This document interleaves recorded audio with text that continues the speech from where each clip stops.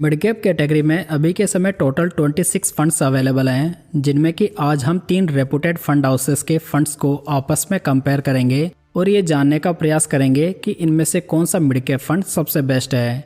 हमारे इस कंपैरिजन में HDFC mid cap opportunities fund, axis mid cap fund और SBI magnum mid cap fund शामिल रहेंगे। तो चलिए दोस्तों, कंपैरिजन की शुरुआत इनकी बेसिक डिटेल से करते हैं। यदि फंड लॉन्च की बात की जाए तो ये तीनों फंड काफ़ी पुराने हैं, यानी कि इनका अच्छा खासा ट्रैक रिकॉर्ड अवेलेबल है। यदि AUM की बात की जाए तो ये HDFC का 77,967 करोड़ रुपीज़ है, एक्सिस का 30,829 करोड़ रुपीज़, वहीं पर SBI का 21,818 करोड़ रुपीज़ का AUM हो चुका है। तो यहाँ पर HDFC का AUM सबसे ज़्यादा है, वहीं पर SBI का सबसे कम है। हालांकि तीनों का AUM काफ़ी अच्छा है, जिसमें कि आपको कोई भी लिक्विडिटी का इशू नहीं होगा। यदि डायरेक्ट प्लान का एक्सपेंस रेशियो देखें तो ये HDFC का 0.76% है, एक्सिस का 0.53% है, वहीं पर SBI का 0.80% है। तो एक्सपेंस रेशियो जो होता है वो म्यूचुअल फंड में इन्वेस्ट करने की कॉस्ट होता है, तो यहाँ पर ये आपको SBI का सबसे महंगा पड़ेगा, वहीं पर एक्सिस का आपको सबसे सस्ता पड़ेगा। दोस्तों, आप यहाँ पर इन तीनों स्कीम्स के फंड मैनेजर्स को देख सकते हैं, जिसमें कि HDFC और एक्सिस में आपको काफ़ी अच्छी स्टेबिलिटी दिखाई दे रही होगी। वहीं पर SBI के फंड मैनेजर 2024 में ही चेंज हुए हैं, जो कि फंड स्टेबिलिटी के लिए बढ़िया नहीं माना जा सकता। चलिए दोस्तों, अब इन तीनों फंड्स को रिटर्न्स के बेसिस पर वैल्यू करते हैं। यदि इन तीनों स्कीम्स में 5000 की मंथली SIP 10 साल पहले स्टार्ट की गई होती तो आज हमारा टोटल इन्वेस्टमेंट 6 लाख रुपए का होता, जिसकी मेच्योरिटी वैल्यू HDFC में 18,12,000 रुपीज़ होती, एक्सिस में 16,53,000 रुपीज़, वहीं पर SBI में 16,22,000 रुपीज़ की मेच्योरिटी वैल्यू होती। तो यहाँ पर HDFC ने सबसे बढ़िया रिटर्न्स बनाकर दिए हैं, वहीं पर SBI ने सबसे कम। चलिए इनके ट्रेलिंग रिटर्न्स को देख लेते हैं। HDFC ने लास्ट 10 ईयर्स में 17.77% के रिटर्न्स बनाए हैं, वहीं पर एक्सिस ने 16.42%, वहीं पर SBI ने 16.17% के रिटर्न्स बनाकर दिए हैं। लास्ट 5 ईयर्स के रिटर्न्स को देखें तो ये HDFC के 26.95% है, एक्सिस के 21.56% है, वहीं पर SBI के 25.40% है। लास्ट 3 ईयर्स के रिटर्न्स को देखें तो ये HDFC के 24.48% है, एक्सिस के 15.85% है, वहीं पर SBI के 17.69% है। लास्ट 1 ईयर के रिटर्न्स को देखें तो ये HDFC के 13.63% है, एक्सिस के 19.77%, वहीं पर SBI के 15.85% है। तो दोस्तों, यहाँ पर लॉन्ग टर्म में इन तीनों फंड्स के रिटर्न्स लगभग एक जैसे हैं। जहां पर HDFC के बेस्ट रिटर्न्स है, वहीं पर SBI के सबसे कम है। हालांकि लास्ट 1 मंथ के वोलेटाइल मार्केट को देखें तो यहाँ पर SBI मिड कैप फंड बाकी दोनों फंड्स के मुकाबले काफ़ी कम गिरा है, मतलब कि इस फंड में आपको काफ़ी अच्छी डाउनसाइड प्रोटेक्शन भी मिल जाती है।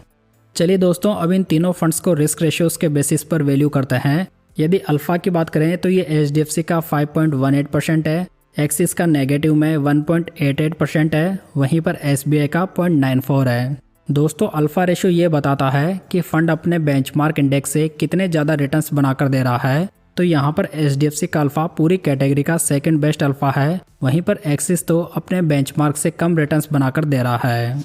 यदि बीटा को देखें, जो कि फंड की वॉलेटिलिटी को मेजर करता है, तो ये HDFC का 0.88 है, एक्सिस का 0.84 है, वहीं पर SBI का 0.75 है।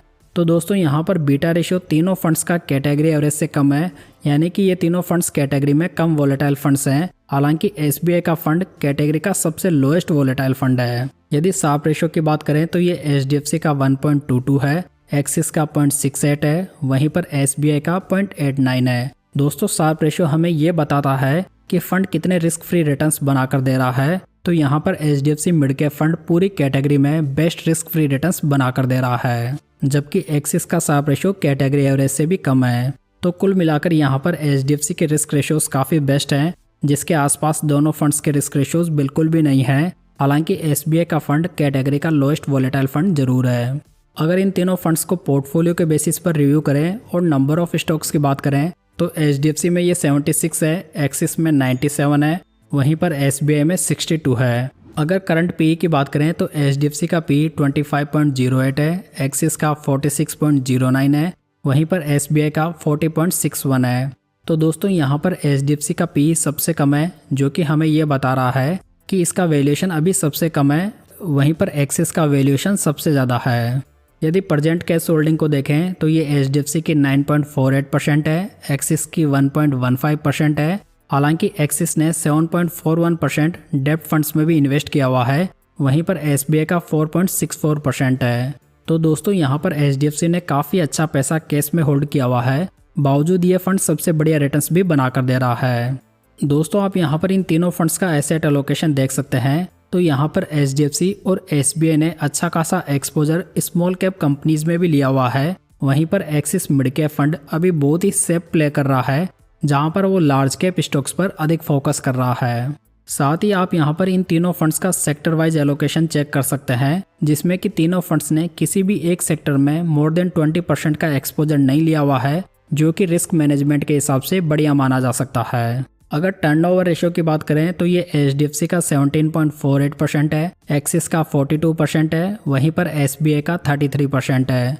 टर्नओवर रेशियो हमें ये बताता है कि फंड मैनेजर पोर्टफोलियो स्टॉक्स में कितनी बार चेंजेस करता है, यानी कि कितनी बार स्टॉक्स बाय एंड सेल करता है। तो यदि ये कम हो तो ये पोर्टफोलियो स्टेबिलिटी के लिए बहुत ही बढ़िया माना जा सकता है। तो यहाँ पर आपको HDFC बेस्ट स्टेबिलिटी प्रोवाइड कर रहा है। दोस्तों आप यहाँ पर इन तीनों फंड्स का टॉप 10 स्टॉक्स का वेटेज देख सकते हैं, जिसमें कि तीनों फंड्स ने किसी भी एक स्पेसिफिक स्टॉक में मोर देन 5% का एक्सपोजर नहीं लिया हुआ है। यदि किए गए एनालिसिस के बेसिस पर देखें तो यहाँ पर clearly HDFC mid cap opportunities fund बाकी दोनों फंड्स के मुकाबले बहुत ही बढ़िया नजर आ रहा है, जो कि सभी टाइम होराइजन में बेंचमार्क से अधिक रिटर्न्स भी बनाकर दे पाया है। वहीं पर बात करें यदि एक्सिस की, तो ये फंड तो पिछले 10 सालों में अपने बेंचमार्क के रिटर्न को आउट परफॉर्म करने में बिल्कुल भी कामयाब नहीं हुआ है। वहीं पर बात करें SBI की, तो इसने लास्ट 5 ईयर्स में एक्सिस की तुलना में बेटर रिटर्न्स बनाकर दिए हैं। तो यहाँ पर better fund manager stability, benchmark and category average beating returns, high alpha, better risk adjusted returns और लो टर्नओवर रेशियो की वजह से HDFC mid cap fund best choice बन जाता है। वहीं पर SBI magnum mid cap fund को हम सेकंड पोजीशन पर रख सकते हैं। वहीं पर देखा जाए तो पर्सनली मुझे अभी एक्सिस मिड कैप फंड इतना बढ़िया इन्वेस्टमेंट के लिए चॉइस नज़र नहीं आ रहा है, हालांकि ये मेरी पर्सनल ओपिनियन है। और आपको इस फंड के बारे में क्या लगता है वो मुझे कमेंट करके आप बता सकते हैं। तो दोस्तों ये थी आज की जानकारी। उम्मीद है ये जानकारी आपको पसंद आई होगी। वीडियो अच्छा लगा हो तो इसे लाइक, कमेंट और शेयर जरूर कीजिएगा। साथ ही इस चैनल को सब्सक्राइब जरूर कर लीजिएगा। तो चलिए दोस्तों फिर मिलते हैं किसी नई जानकारी के साथ।